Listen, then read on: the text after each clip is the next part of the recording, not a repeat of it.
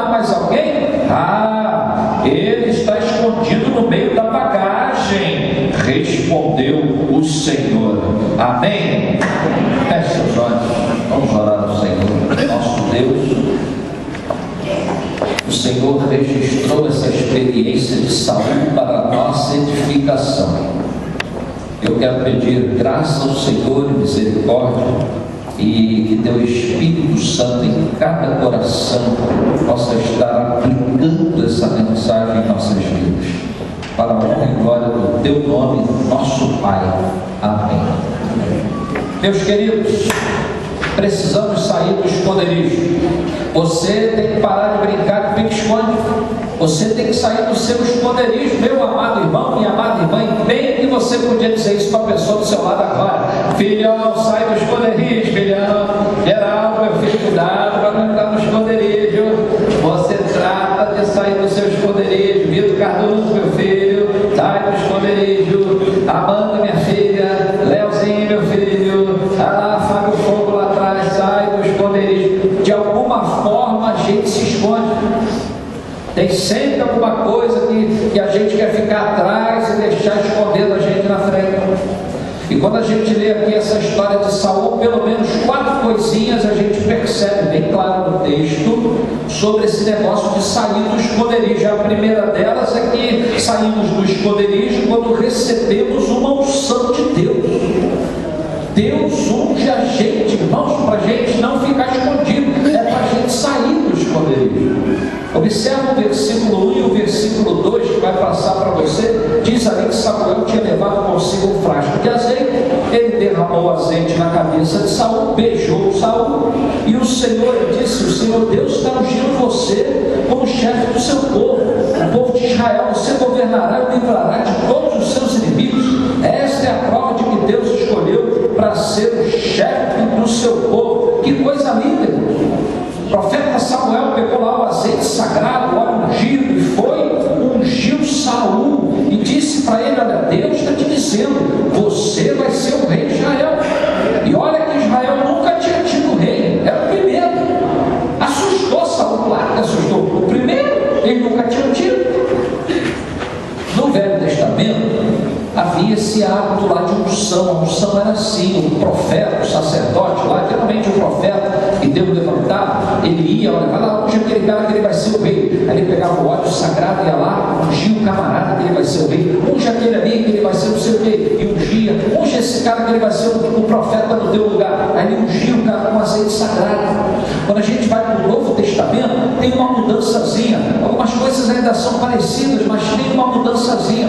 A unção do Novo Testamento, ela não é mais como o óleo que era derramado na cabeça. A unção agora é o Espírito Santo de Deus, que é jogado, derramado dentro da sua vida, dentro do seu coração, dentro da sua alma. Lembra lá de Pentecostes, irmão? Lá em Pentecostes foi assim: o povo de Deus estava reunido, a igreja estava reunida, aí Deus veio e batiza a igreja com o Espírito Santo, ou seja, Ele está ungindo a igreja. Aí você caminha um pouquinho mais, chega em Samaria. Lá em Samaria Deus faz a mesma coisa, Ele unge os crentes novos lá com o Espírito Santo. Aí você vai mais um pouquinho, chega em Cesareia, Atos 10, e lá em Cesareia Deus unge a família de Cornélio com o Espírito Santo. Que coisa linda, que coisa tremenda. Deus agindo, irmãos, Deus falando, Deus trabalhando e Deus fazendo a obra dele de ungir o seu povo no passado e no Novo Testamento e hoje também. Mas há algumas outras coisas envolvidas nessa unção, tanto lá na época de Saul quanto hoje também na época do Novo Testamento. Por exemplo, a unção que o crente tinha e que o crente tem, que você crente tem, pode de vez em quando ficar prejudicada. Pode, mas claro que pode. Tu lê lá o Velho Testamento, tu vai ver que de vez em quando, ungido do Senhor, olha só, ungido, aí diz lá, ele fez o que era mal aos olhos do Senhor. Vacilou, perdi a bênção de Deus. Quantas vezes reis no Velho Testamento, por causa do pecado, perderam, irmãos, a bênção de Deus? Mas pastor, e no Novo Testamento a gente perde o Espírito Santo? Irmão, a gente não perde o Espírito Santo, mas a gente pode perder uma bênção. Olha o que Paulo diz lá nos Efésios. Olha, gente, não vos embriagueis com vinho em que há contenda, mas enchei-vos de quê? Enchei-vos do Espírito. Ou seja, você pode ficar meio vazio do Espírito. O crente pode ficar vazio do Espírito, mas pode também ser cheio do Espírito. Se ele ficar vazio, ele está com prejuízo. Mas se ele ficar cheio, ele está na vantagem, ele está no lucro. Você quer ficar cheio ou quer ficar vazio? Eu quero ficar cheio. Eu quero ficar cheio do Espírito, está vendo? Cada um de nós deve desejar isso, querer ter uma vida cheia do Espírito Santo. Outras coisas estavam envolvidas ali naquela unção, e é bem interessante isso, porque lá Deus chega e começa a trabalhar na vida de Saul as coisas naturais da vida dele. Ó, meu filho, aquelas jumentas que você estava procurando, a jumenta do pai dele tinha subido, ele estava procurando onde é que estava a jumenta, já foram achadas. O teu pai agora está preocupado contigo. Olha só, tu vai sair daqui, tu vai encontrar uns caras indo lá para Gilgal, para oferecer sacrifício, e você vai esbarrar com eles, vão te dar pão, você aceita? É culto, os caras estavam indo cultuar, então você está envolvido no culto daqueles camaradas, o culto normal lá em Israel. Ó, tu vai passar lá pelo quartel dos filisteus. Os filisteus eram os inimigos que estavam dominando Israel naquela época. Então tudo isso fazia parte da vida de Saul, era o seu dia a dia, era o seu contexto. Irmãos, Deus usa o seu dia a dia para falar o seu coração. Você é ungido dele, e no seu dia a dia Deus toca a sua vida. Pode ser no seu trabalho, amém. Pode ser lá andando na sua rua, amém. Pode ser na sua igreja, amém também. Deus toca o coração da gente, fala com a gente, ressalta a unção da gente no nosso dia a dia, no nosso cotidiano, nas coisas simples da vida, até quando tu estiver fazendo aquele almoço especial para o seu marido. Qual foi a mãe que fez hoje o almoço especial para o seu marido? Ninguém? Fala sério. Coitado do marido, hoje é dia dos pais, o que é isso? Ninguém fez um negocinho diferente para cá? Ah, irmãos, que pena dos homens, hein? Porque agora vão ver. A Ivonete fez, meu irmão? Graças a Deus. Ô, glória. Que é isso? Dia dos pais, né? Faz um negocinho diferente, meu filho. Faz, né? Faz aquele negocinho lá, legal. Né? É o dia a dia da gente. Mas até ali, Deus fala com a gente, irmão. Deus pode lavar contigo, pai, marido, depois do almoço, quando tu for lavar a louça da casa, né? Aí Deus vai falar contigo, lava, meu filho. É assim que o sangue de Jesus faz. Ele purifica o teu coração. Meu sangue é o detergente espiritual da tua vida. Deus pode falar contigo a qualquer momento. Deus é o nosso Deus. Deus é Senhor dos senhores e Rei dos reis. Ele ungiu a gente para a gente sair do esconderijo. Ele ungiu você com o Espírito Santo para você não ficar escondido, para você sair do esconderijo. Amém? Mas há um segundo detalhe na vida de Saul que nos ajuda a sair do esconderijo. Olha só o segundo detalhe. Nós saímos do esconderijo quando recebemos uma missão de Deus. Versículo 7 e versículo 8 mostram isso de modo bem claro. Samuel diz para ele: olha, quando isso acontecer, está agora o texto, faça tudo o que tiver de fazer, pois Deus estará com você. Vá na minha frente para julgar, eu me encontrarei com você lá, oferecerei sacrifícios que serão completamente queimados, oferta de paz. Espere lá 7 dias até que eu chegue e diga o que você deve fazer. Samuel ungiu Saul, está ungido. Para quê? Para alguma coisa. E aí já diz aqui, ó, vai ter que fazer alguma coisa. Tem uma missão para você. A unção de Deus, irmão, não é só para embelezar a gente, embeleza. A Bíblia diz: se alguém está em Cristo, quem lembra? Nova criatura. Embeleza, você muda, você transforma, abençoa você, mas Deus não quer só deixar você bonito, Deus quer deixar você eficiente. Ele não salva você só para você ficar mais bonito, e você fica mesmo. Todo que o crente é mais bonito do que quando não era crente. Quer ver eu provar isso? Pega lá no seu arquivo as suas fotos antes de você ser crente. Aí pega agora as suas fotos depois que você é crente. Compara uma com a outra. Duvido que tu não está mais bonito. Pode pegar você acha meio feio, pega suas fotos antes de você ser secretário, um pouco mais feio, meu filho. Você era bravo, cara. Tu era feio pra caramba. Agora Deus deu uma quebrada na tua vida e você deu uma melhorada. Com certeza você deu uma melhorada. Deus faz isso com a gente. Ele muda a nossa vida, Ele muda o nosso coração, mas Ele quer que eu e você tenhamos uma missão, uma responsabilidade. Agora preste atenção que eu vou te provar biblicamente que Deus é um Deus que planeja algo na sua vida. E depois de eu te provar biblicamente isso, eu quero te fazer um desafio. Quero citar 4 versículos bíblicos sobre o Deus que planeja para você. O primeiro versículo, Isaías 37. Acaso não viste que já há muito dispus eu estas coisas? Já desde os dias remotos eu tinha planejado? Agora, porém, as faço executar. E eu quis que tu reduzisses a montões de ruínas as cidades fortificadas. Como Deus falava que planejava e queria que executasse. Segundo versículo, Jeremias 29, esse aqui é famoso. Só eu conheço os planos que tenho para vocês: prosperidade, não desgraça, e um futuro cheio de esperança. Só eu, Senhor, quem está falando. Então Deus tinha um plano para o povo que estava preso, estava na pior. Oséias capítulo 9. Efraim, como planejei, seria como Tiro, plantado no lugar aprazível, mas Efraim levará seus filhos ao matador. Deus tinha planejado um negócio bom para Israel, aqui chamado de Efraim, mas o povo não quis. O povo não quis, levou os filhos para o matador. Coisa feia, né? Miqueias 4. Mas não sabem os pensamentos do Senhor, nem me entendem o plano que as ajuntou como feixes na ele. De novo, Deus tem um plano. Meus irmãos, preste atenção nisso. Deus ungiu a gente saiu do esconderijo. Aí Deus nos dá uma missão para também a gente sair do esconderijo. E quando Ele dá uma missão, olha para mim, Ele planejou tudo. Deus não é ignorante com a gente. A gente é ignorante, a gente não planeja direito, a gente se enrola toda hora.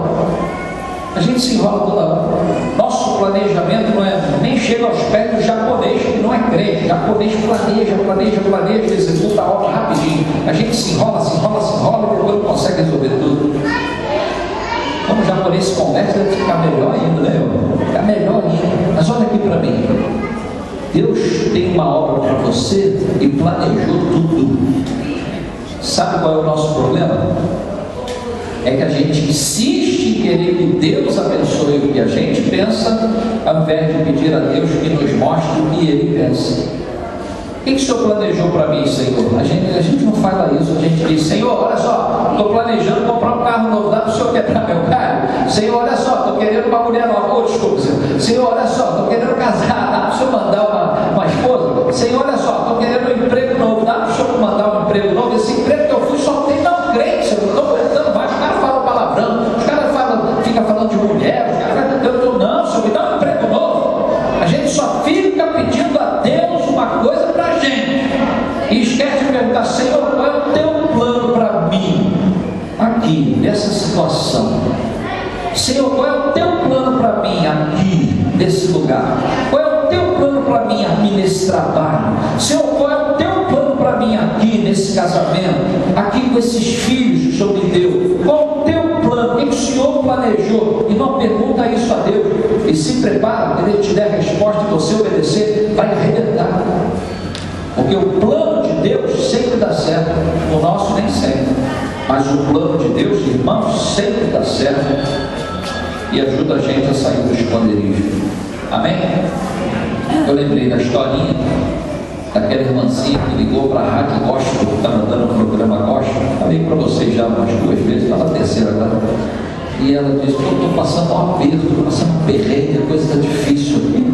Pede na rádio aí para alguém me ajudar. Aí eu: olha, irmão, leva lá no endereço tal, lá na rua Adelaide Badajoz 77, tem lá uma viúva precisando de ajuda, que alguém que puder leva lá uma cesta de alimento, hoje em dia daquilo. Leva lá, irmãos, vamos lá.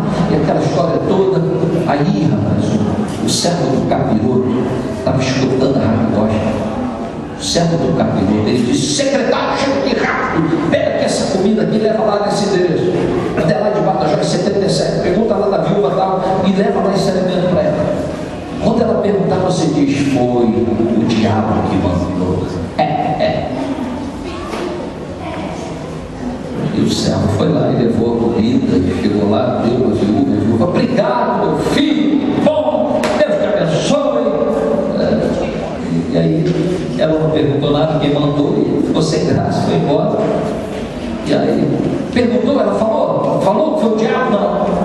Por quê? Ela não perguntou. Cara, para com isso de novo, pega mais quilo aqui, pegou lá na comida junta, leva para ela. E se ela não perguntar, não pergunta, mas a senhora não quer saber quem mandou?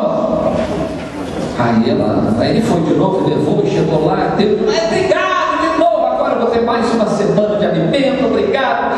E aí ela não ia perguntar de novo. Ele: mas senhora, a senhora não quer saber quem mandou o alimento? Meu filho, olha só, não precisa dizer, sabe por quê? Porque quando Deus quer, quando Deus manda, até o diabo obedece. Até o diabo obedece. Vamos dizer a verdade. Até o diabo obedece. Meus amados, Deus tem uma missão para a gente. Não pode ficar escondido atrás da bagagem. A gente precisa assumir o que Deus planejou para a nossa vida. O que Ele planejou para a sua? Já descobriu? Por que Ele deixou você vivo até agora? Já descobriu? Por que Ele quer você nesse emprego que você está? Já descobriu? Por que Ele quer você nessa igreja que você está? Já descobriu? Qual é o plano de Deus para você? Já perguntou para Ele? Há uma terceira coisa na história de Saul que nos ajuda a sair do esconderijo.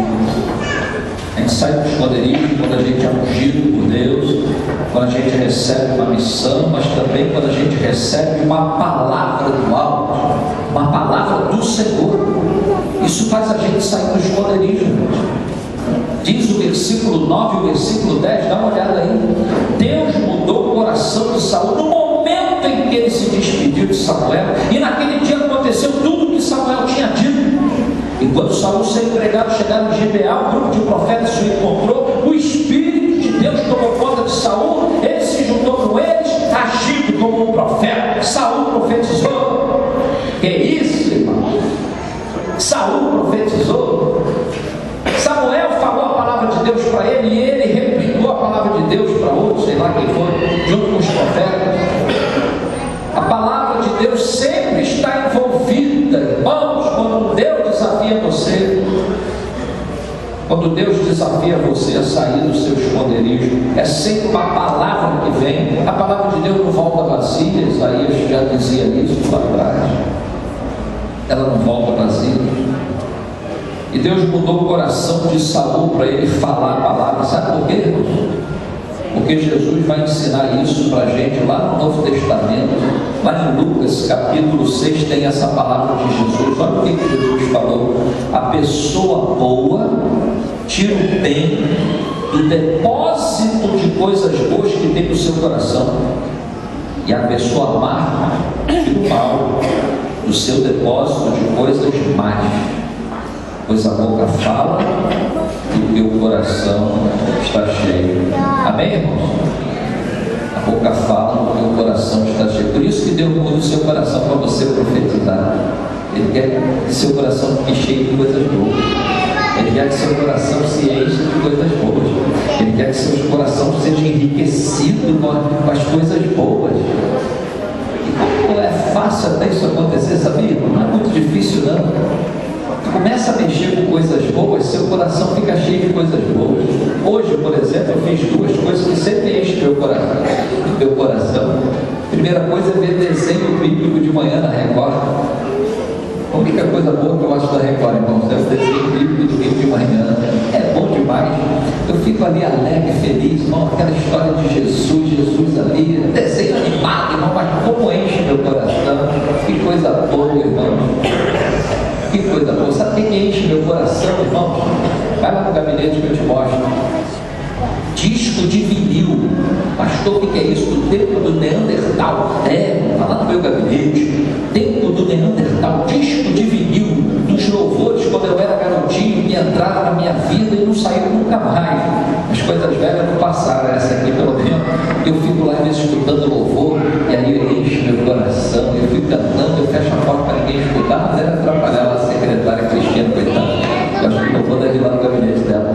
Deus, amados, não é muito difícil. Quando você pega a Bíblia e abre e lê com calma, e ora, e se ajoelha, rapaz, Deus tem seu coração para você poder ter algo para botar para fora.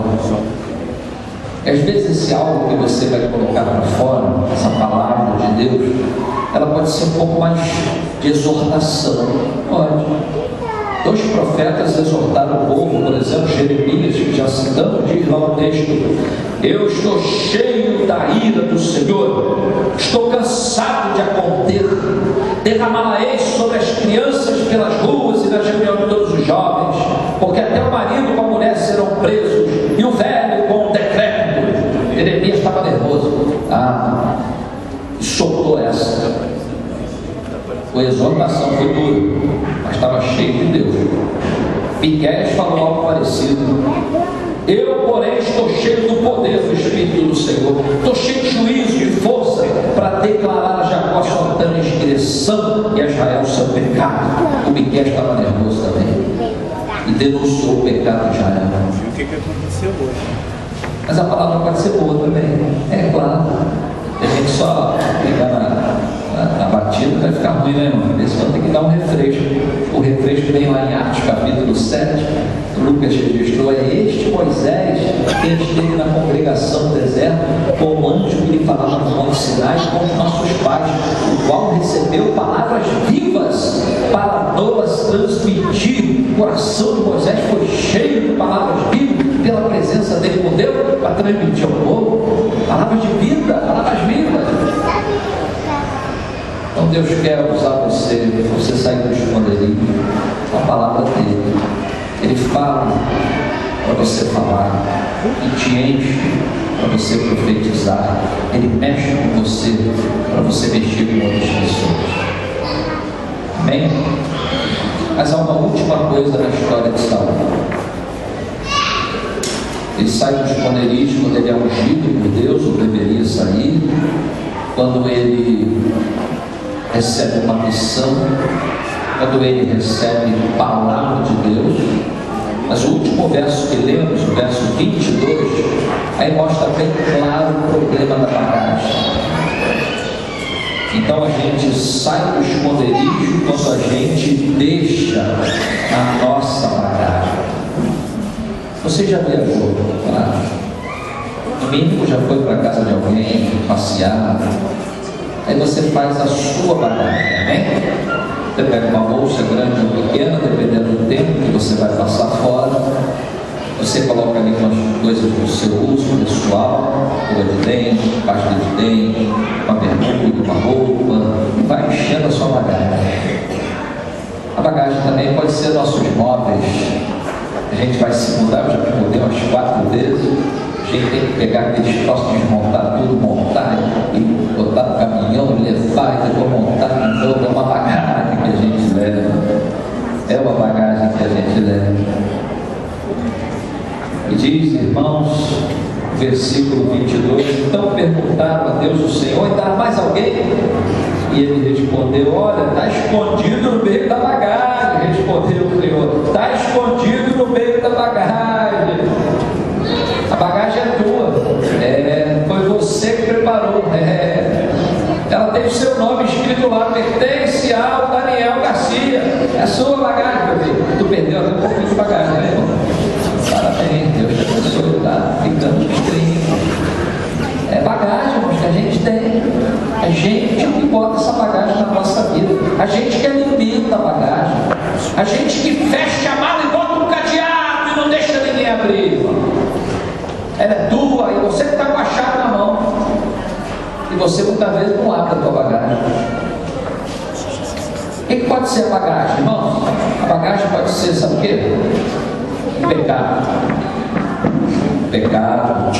Olha o que diz Hebreus: portanto também nós, visto que temos a rodear-nos tão grande nuvem de testemunhas, que é os heróis na fé do capítulo 11, desembaraçando-nos de todo o peso do pecado que tenazmente nos assedia, corramos com perseverança a carreira que nos estava proposta.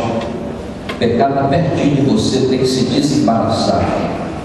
Dia 17 agora, meu tio caçula vai fazer 60 anos, ele é só 10 anos mais velho que eu. Eu me lembro que ele me ensinou a soltar a Bíblia. E ele me explicava: Joel, quando você puxar a linha da Bíblia, nunca fique parado no mesmo lugar. Você tem que puxar a linha andando. Por quê, tio? Para a linha não embolar. Você tem que andar para ela ficar espalhada, para ela não embolar. Se tu ficar no mesmo lugar, daqui a pouco ela embola toda, tu perde a sua linha. Quem não sabe soltar a Bíblia agora já aprendeu, né? Ensinei um detalhe que o meu time ensinou. Meus irmãos, quantos de nós às vezes ficamos puxando a linha no mesmo lugar, desembaraçando a nossa vida com nossos problemas, nossos pecados? Isso é uma bagagem que a gente tem que tirar. Outra bagagem que a Bíblia fala é o medo. Quantas vezes a gente tem medo, irmãos? Olha, estamos de mão dada com todo o universo, mas temos medo. Diz a Bíblia lá em Gênesis 3:10, quando Deus foi procurar Adão, o homem respondeu: ouvi a tua voz quando estavas passeando pelo jardim, fiquei com medo, porque estava nu, por isso eu me escondi. É medo, medo de fazer, medo de tentar, medo de se arriscar, medo de se expor, medo de errar. Medo de errar, tenta, errei, mas tentou. Pelo menos aprendeu, como nosso pai disse que o tal de Thomas Edison, que inventou a lâmpada, ele tinha errado não sei quantas vezes até acertar. Errou muito, mas tentou muito, mas um dia ele acertou e revolucionou o mundo. Outra coisa que nos faz criar uma bagagem é a falta de fé. Hebreus também fala isso. Nós não somos gente que volta atrás e se perde. Pelo contrário, temos fé e somos salvos. É para frente que se anda. Não é crente? É para frente que se anda. Mas às vezes a gente deixa a fé, falta de fé ser uma bagagem atrapalhando a nossa. A gente se esconde atrás dela. Outra bagagem, que quantas vezes nós levamos, nós somos frágeis demais, né? Nossa, nós somos muito frágeis, irmãos, é a bagagem da mágoa, do ressentimento. Nossa, como é fácil isso pegar na gente. É fácil mesmo.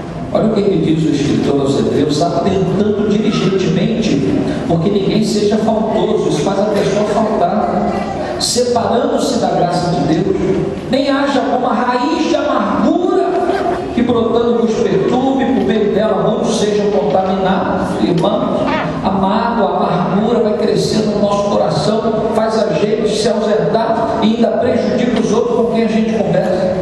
Que coisa engraçada. Isso se torna uma bagagem que atrapalha a nossa vida espiritual.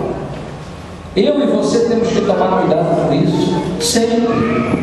Sempre, irmãos. Nós somos frágeis. O que a gente faz com essa bagagem? Pastor, eu reconheço. Eu tenho bagagem mesmo. Eu tenho pecado aí que está me perturbando, não consigo vencer. Eu tenho uma mágoa mesmo, eu tenho um ressentimentozinho. Pastor, eu tenho medo mesmo. Tenho medo de tentar, tenho medo de faltar, tenho medo de ser fiel, tenho medo, eu assumo. Pastor, eu acho que a minha fé não é suficiente, eu assumo isso. O que eu faço? Irmãos, a única resposta que eu achei para agora está nas palavras de Jesus em Mateus 11:28, que diz assim: vinde a mim, todos os que estáis cansados e sobrecarregados, e eu vos aliviarei.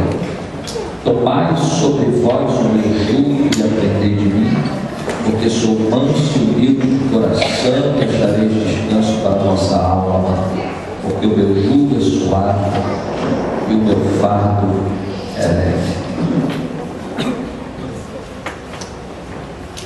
Todas as bagagens que a gente cria, olha só, Jesus já carregou.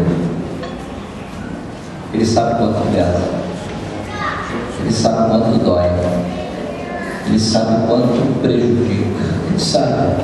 A Bíblia diz que ele, Jesus, em tudo foi tentado, mas sem pecado.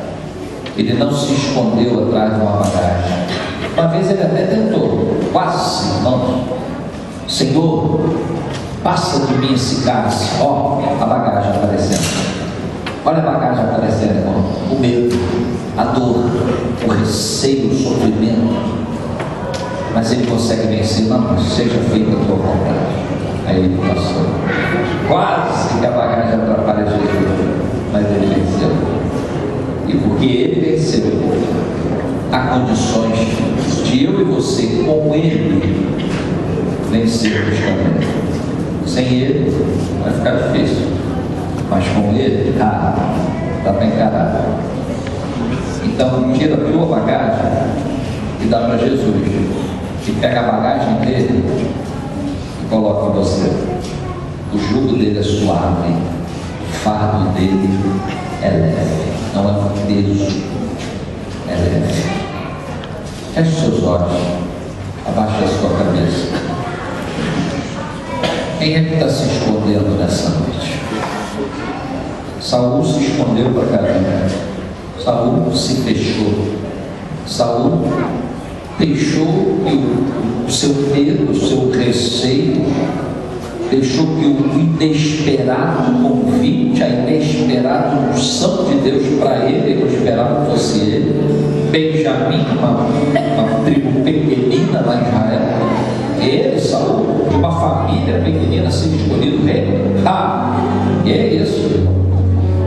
Então ele se escondeu, ele se fechou, ele não queria mais aquele negócio, ele não queria se arriscar, ele não queria tentar, ele não queria se expor. Ele sabia que os filisteus estavam lá, ele sabia que tinha problemas lá. Então, meus amados irmãos, o texto continua lá, a gente não leu, mas até alguns de Israel estavam zombando: é esse aí o camarada que vai ser rei da gente? É esse aí? Esse aí não é de nada, esse aí é o medroso, esse que está aí atrás da bagagem, esse não quer nada, esse é que vai livrar a gente? Duvido. Rapaz, mas naquele dia o Espírito de Deus tomou Saul e levantou.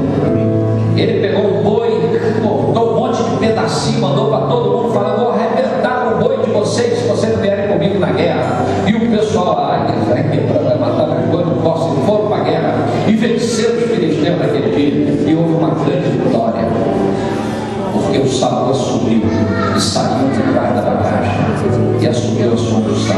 Irmão, você tem que assumir a sua unção em nome de Jesus. Hoje em dia dos pais, você pai crente tem que assumir a sua unção. Deus te ungiu com o Espírito Santo para você assumir isso na tua vida. Deus te ungiu com o Espírito Santo para você assumir a missão que Ele tem para você. Deus te ungiu com o Espírito Santo para você assumir-se como profeta nesse mundo, como profeta em Oswaldo Cruz. Deus te ungiu com o Espírito Santo para você ser voz de Deus.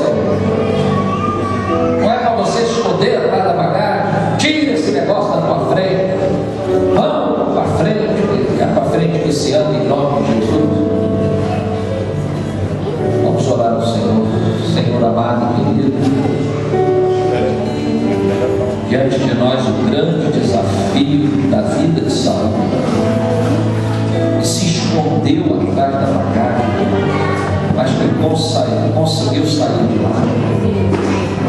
Senhor, talvez alguns irmãos aqui da igreja estejam escondidos também, mas como o Senhor conseguiu ajudar aquele homem a sair da bagagem e a ser usado por Ti, pelo menos grande parte da sua vida, ajuda a gente agora, ajuda aqueles pais agora, ajuda aquelas mães agora, ajuda os filhos agora, as esposas, o marido.